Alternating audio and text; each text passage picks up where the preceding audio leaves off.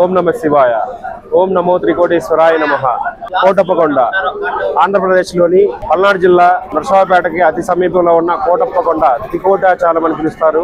కోటప్పకొండ త్రిమూర్తులకి నిలువైన కొండ.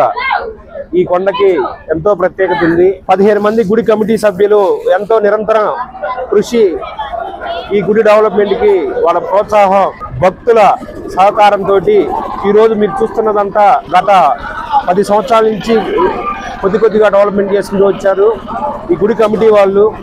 ఇక్కడ చూస్తున్నది మీరు గత కొన్నేళ్లలో నడవడానికి ఇబ్బందిగా ఉండే దారి, ఈ రోజు కూడా దారిని రావడానికి మీరు చూసే ఉంటారు. భక్తులు గాని ఛానల్ వారు గాని ఎంతో ఇబ్బంది పడుతున్నారు. ఈ చీకట్లో రావడానికి భక్తులు బాగా ఇబ్బంది పడుతున్నారు. కరెంటు మార్గాన్ని కోరుతూ ఉన్నాము. మాకు దయచేసి మా స్వామివారిని ఇంకా భక్తులు బాగా దర్శించుకోవాలి, ఇంకా మరింత మంది భక్తులు రావాలి స్వామివారి ఆశీర్వాదం కోసం.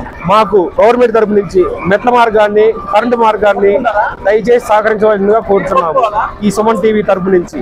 అట్లాగే ఇక్కడ గత కొంతకాలంగా అందార కార్యక్రమం దిగ్విజయంగా స్వామివారి అనుగ్రహంతో గుడి కమిటీ వాళ్ళు 15 మంది కమిటీ సభ్యులు అందరూ కలిసి ఏ ఆటంకం లేకుండా దిగ్విజయంగా అన్నదాన కార్యక్రమం జరుపుతూ ఉన్నారు.